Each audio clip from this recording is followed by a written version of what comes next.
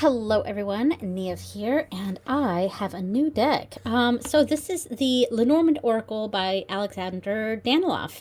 So I'm inserting this part after I filmed, and just to add that for some reason when I started this video, I completely forgot the name of this deck, and I was only seeing the back side of the box, and I was like, oh, it's just called Lenormand Oracle? Maybe I'll call it the Alexander Daniloff Lenormand or something like that. Completely forgetting the actual name of this deck is the Dragonfly Shade Lenormand. But yeah, and I that completely escaped my brain when I started this video. So I'm just adding this little bit here to say that this is called the Dragonfly Shade Lenormand. I'm probably just going to refer to it as the Dragonfly Lenormand in the future, but for a good portion of this video, I just completely forgot the name of the deck. And yeah, so I just wanted to add this little bit in here, but there we go, Dragonfly Shade Lenormand. eBay, and it is a legitimate copy. There is a certificate of authenticity in here, so I have deck number 27 out of 500. So very cool, and I love this artwork here. This is actually when you put all the cards together, the back of the cards form this image, this map. So that's really cool. And obviously this is a Japanese-based deck. The creator is, of course, Italian, but the deck is Japanese themed. So beautiful, beautiful deck. So now I did find it on eBay for way cheaper. Like, I think Etsy was selling this for like, I don't know, $40 something, $48, I don't know, something like that. And then of course the exorbitant shipping cost of like $600 something. So obviously not going to pay that. But I found this copy on eBay for it was $55. Yeah, $55. So that is very expensive for a Lenormand because it's only 36 cards, right? And yeah. But, you know, this is a really hard to come by deck, and I was willing to pay, you know, I was willing to splurge a little bit and pay a little bit extra and get this deck. So I am going to zoom in and we can look at some of these cards. Now, as you can see, this deck is diagonal. So you can lay it out like this, like a normal Lenormand. It is a square deck, so you could lay it out. You know, I'm just going to do 3 cards since I'm zoomed in so much. You could do a 3 card like that, no problem. But this has an interesting, an interesting orientation, and that is laying it out in this diamond shape, and that really, really appealed to me. One, I've been really looking forward to, I've been wanting to get more Japanese themed decks, of course. So there's Rider and Clover and Ship. I've been wanting to get more Japanese-themed decks, so I was really excited to come across this one. It's not in Japanese. There are no instructions, but it's a Lenormand. A clover is a clover is a clover, so you don't really need the guidebook. And then we got clouds and tree and, oh no, here's clouds. House, tree, and clouds, of course. But the different orientation was actually quite appealing to me as something I could try out. We have snake. This is coffin. Interesting. I wish I could know more about this artwork here. And this is bouquet. Yeah, and I I've been trying to do, I've been doing my tableau style reading series on my channel where I'm basically using Lenormand techniques with other decks besides Lenormand and also including Lenormand, and sticking to that grid style. But this is a fun little deviation from that I think might be really enjoyable to try out. So then we have scythe here. They're zoomed out just a little bit because I think I was a little too zoomed in. Then we have whip or broom, and then birds. Yeah, the birds. I like that one. And this is the child, of course. The fox, very cute. And then, of course, the bear. I love that panda for the bear. That's very cute. Yeah, so stars, stork,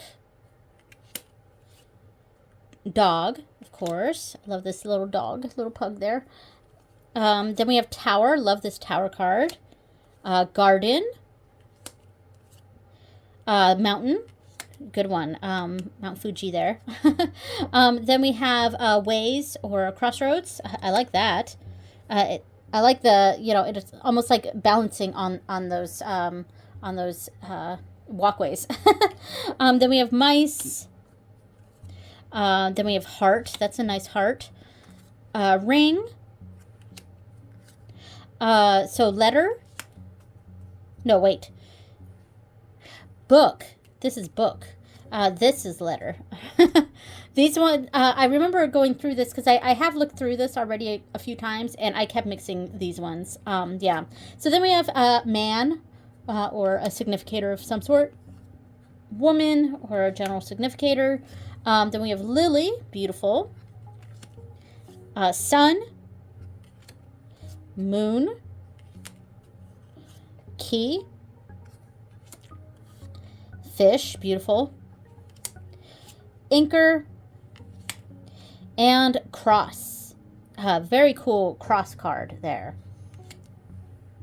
So as I said, the backs are that map, and I could lay it out. It is still in order, starting with 36. I think based on this is right here. Okay, so maybe we go like this. Let me see. Let me test this out real quick. Oh, where does this one go? Okay, so it's a little bit of a puzzle because this is way down here. Okay. So, yeah, I mean, I'm not going to work that out on camera. Basically, the backs, you lay them out in a way that it forms a map. So, cool. All right. So, I'm just going to shuffle a little bit here. I don't riffle with Lenormand because it's only 36 cards. And the size of these are about a 2.5 by 2.5 inch. MakePlayingCards has a similar size. In fact, I have some square Lenormand. I'm going to test against this. So this is the Bitmoji Lenormand that I made and printed off of MakePlayingCards. Let's see. Let me just grab any. We'll grab the writer here. And see the sizing of this. Okay, so it is larger. So this is a 2.5 by 2.5 square. This is a little bit larger. And since it is coming from Italy, I'm sure it's in centimeters. It looks like it's like half a centimeter wider and taller. Yeah, just about there. So yeah, I don't know exactly what that is in in inches and stuff, but there we go. Very similar, but you know, I do like that square size. I think I kind of like the MakePlayingCard size a little bit better, but you know. So one of the things I wanted to do, yes, I could lay them out in a typical 9-card box. I could do something like that. Doing a typical 9-card, and this would be the orientation with the numbers down here in the lower right. I could do that, and that would work just fine, and I could continue to do that, but I want to try the angled approach and see if there's a few different layouts I could try, and yeah, and I also wanted to expand on this in my tableau style videos and see if I can come up with some meanings for the different layouts. So one of the ones that I was trying out, let me do a little shuffle here, was a 7-card, and basically starting off with 2, like that. So the corners are touching like that. And then do, what was it? Then do it like this and this and this. Just making sure all the numbers are at the bottom. And then finishing it off with 2 right here. So this is a 7-card.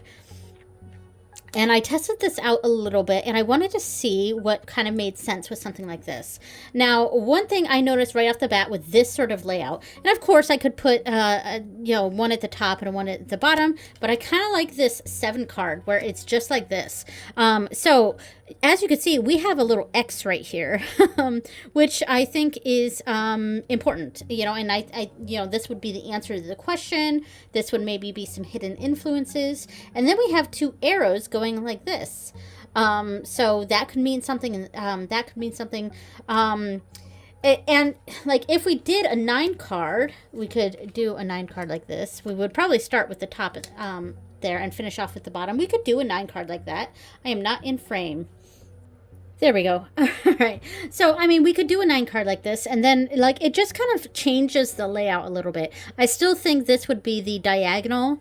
These are the diagonals, or the answer to the question and the hidden influences. And then we have these 4 right here that sort of frame this layout.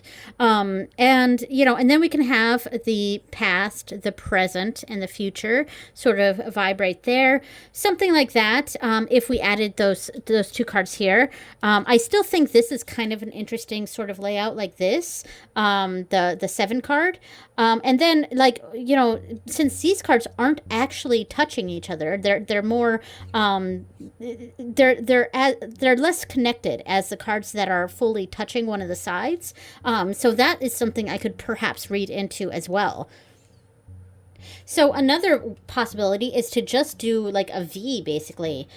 So we have 1, 2, 3, 4, 5, a nice 5 card V. And something like this could be cool if we had like an oracle card in the center or something. Well, I wasn't ready to do the pairing yet, but I do have the rain shadow. Well, actually, let's do the illuminated earth since I'm talking about an oracle. I could pull out an oracle card, and basically this is the focus of the reading. Maybe something like this. Hold on. There we go. That's kind of neat. And it's almost like an arrow pointing upward. Just trying to get this in frame here. But yeah, something like that could be kind of cool. I mean, I guess I'm pairing right now. I'm just trying to play around with the layouts, though. What do we think of this pairing, though, by the way? It is neat. I think it could work. Huh. I wasn't quite in the pairing section yet. I still wanted to mess around with the spreads, the different ways I could angle the cards like this. But wanted to try it out with one of the oracle decks here. So yeah, I mean that's pretty cool. I like the different vibe, and like since we have this out, maybe we can try out a few other layouts with an oracle. Okay, what if we did something like this? Okay, we have, I have 2 oracle cards up here. This is from the Illuminated Earth, and then down here is the Rain Shadow, which is a companion tarot deck to the Illuminated Earth. And then we have this disconnected line of 3 in the center. This might be kind of interesting because I feel like there's something separate with them being disconnected like this. Instead of them fully fitting on one edge, they're like this. So I wonder if that's a different way I could read into that. And then I do kind of like the way this looks, actually. This is a pretty good combination. I'm pretty happy with this, actually. Let's see, I have the oracle deck over here. Let's see. Oracle deck here and the tarot down here. Now, how would I read this? All right, so let me just lay out some things here. So, which one would I lay out first? So we could lay out the center cards first as maybe I would use this sort of layout with the 3 disconnected Lenormand cards as for a question that's surrounding confusion or something like that. And so we've pulled the ways, the fox, and the mice. And so these are kind of on the negative side. And, there's perhaps, because what's on top, the card that's on top is, what's being pushed down on the other cards. And these are things that are in one's control. The center card is the person itself or the situation in and of itself. So it's a very tricky situation with options that's what's above is options, and not sure where to go. And what's below is things diminishing pretty quickly. They're eroding. Excuse me. And we have the erosion card right here. How perfect is that? So there are things that are eroding. What's eroding?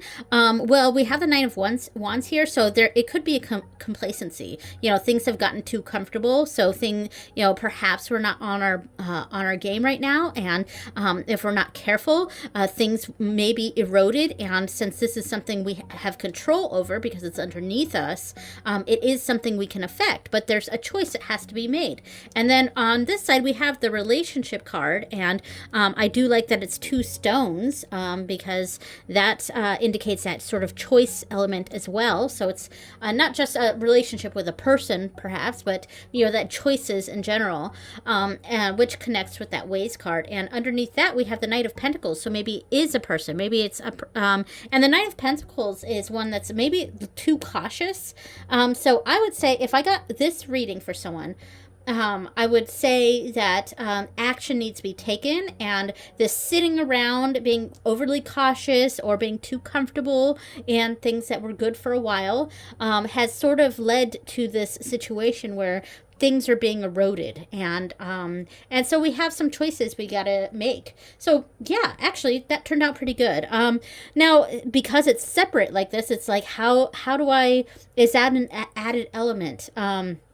Perhaps it's just the confusion of the situation, and that's why it's separated like that. Whereas if they were more like this or the other way, then it would be like these are very much connected, and this is something that's felt a little bit more clearly. At least that's what makes sense to me here. So I've turned that 7 card, turned to the orientation of it, whereas before basically it was like this, like that. So that 7 card like that, and perhaps we could try doing it a little bit like this way and see what makes sense there, because still we have that answer to the question. It's just instead of the cards here and here, we have top and bottom. And I thought maybe I could also try pairing it with the Floating World Tarot. This is also a brand new deck. I should have a walkthrough of this up on my channel before this one. I could perhaps try something here. Maybe I do something like this. And, that's kind of interesting. That is kind of interesting. Maybe we can pair that with something else too. I do have, let's see, what do I have here? I have one of the Mildred Payne's decks. This is the Seance edition. We could put one of these underneath. Let's see. Like that, perhaps. And then this one right here. I don't know. I'm just trying to test things out a little bit. I was seeing what makes sense, what works. I don't know. In general, I don't love the pairing with this kind of Lenormand with other decks. I kind of liked that last one with the center row there, or column rather. But yeah, so let me try something else. Now perhaps we can do something like this, like a simple 4-card diamond. And then we could do the 4 cards for this 4 sides like this. Just trying to see what works here. This is actually kind of cool looking. It probably is not showing up too much on camera. It's probably a little bit out of frame. That's the thing with bigger spreads. There we go. Hopefully that helps a little bit. Because this could be a cool little way of doing it. And then, so here in the center, we have whatever the whatever the heart of the matter is, you know, and then we have the directions. We have like maybe earth, air, fire, water, or something like that. We could do that, or four positions. Yeah, I'm drawing a blank on what the four, you know, typical 4 card options for a spread layout. You know, we could do past, present, future advice. We could do as above, so below, as within, so without. But though I would want to do that different orientation for that. This makes more sense element-wise.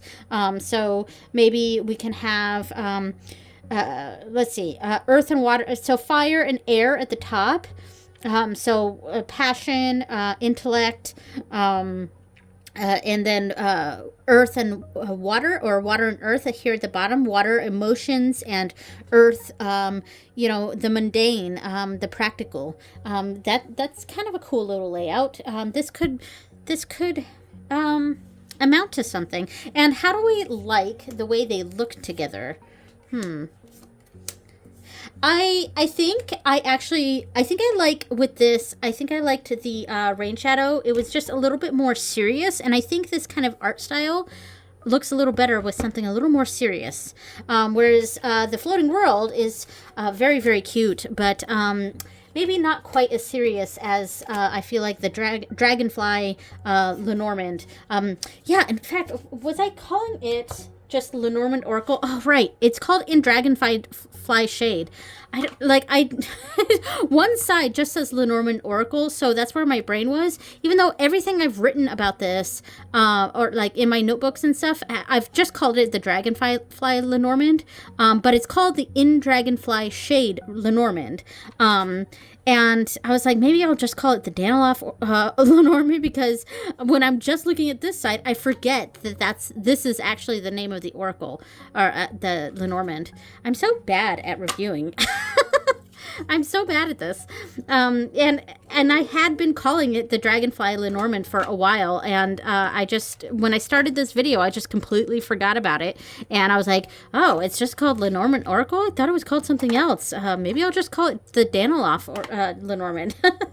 But anyway, yeah, I don't think, you know, the Floating World, while it's also a Japanese themed deck, I don't think it had the same feel as this, as the Dragonfly, Lenormand here, in Dragonfly Shade.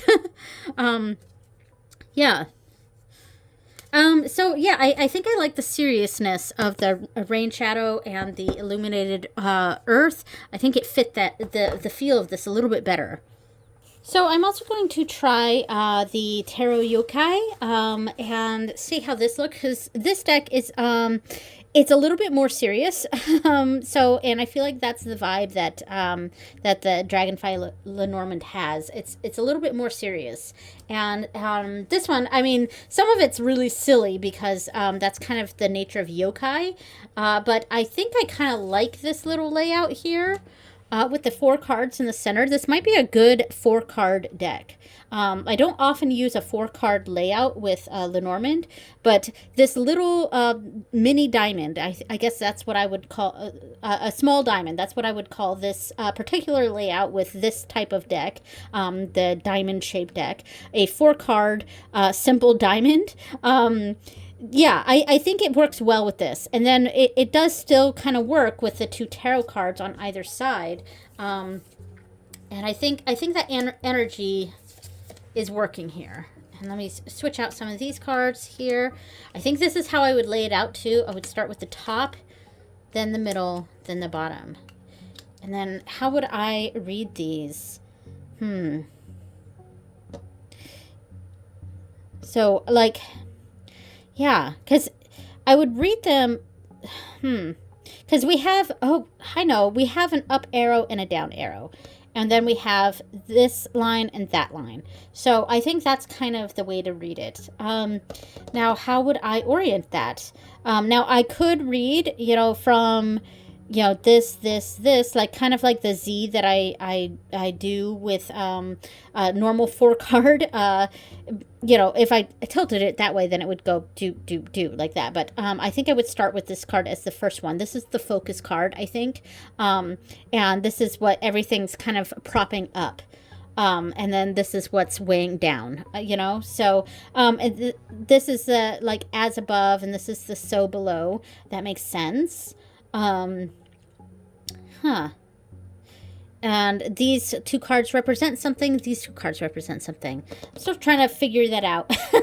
But yeah, so you got a little, like, small little reading right there. And then you have added elements of the tarot cards on either side. And I think this deck actually does work pretty well with this.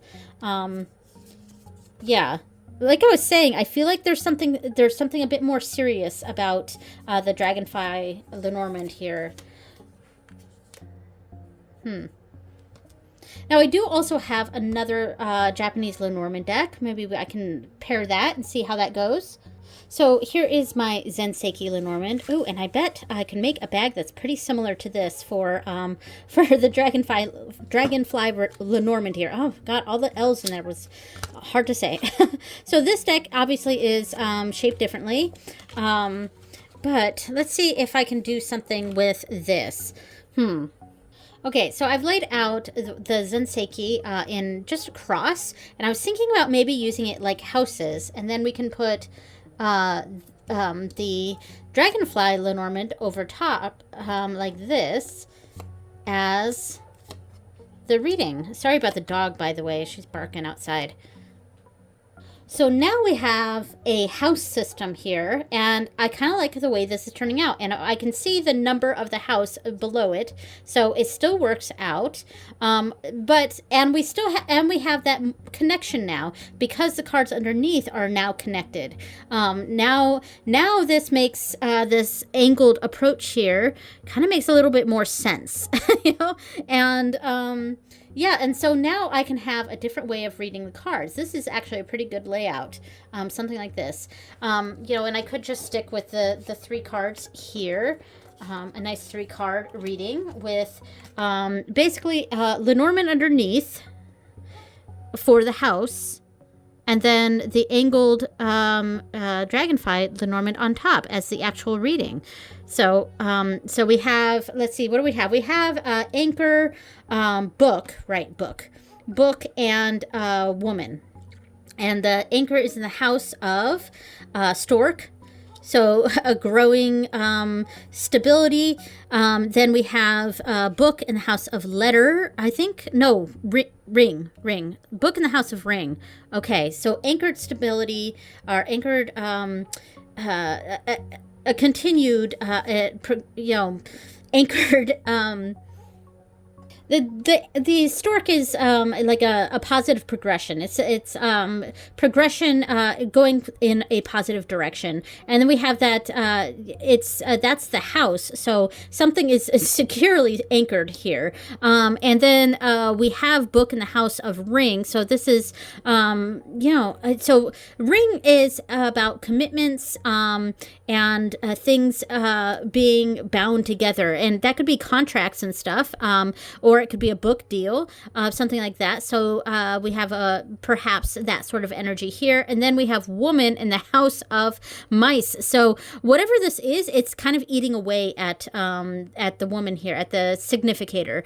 So it's like a lot of stability and things kind of progressing in a way that's kind of wearing down on the person here. So that is a way we could read that. And I actually kind of like that. Now, I do also want to see if I can use a few other cards as houses. So I grabbed my Oracle of the Radiant Sun. This might be kind of cool. So we have a simple 3-card here as the houses. We have Fortune, Principle, and Inheritance. And also we can read into the astrology of that as well. So let's see. Garden in Fortune. Ooh. Ring in Principle. Ooh, okay. And then finally we have, let's see, Lily in Inheritance. Oh, this was actually kind of perfect.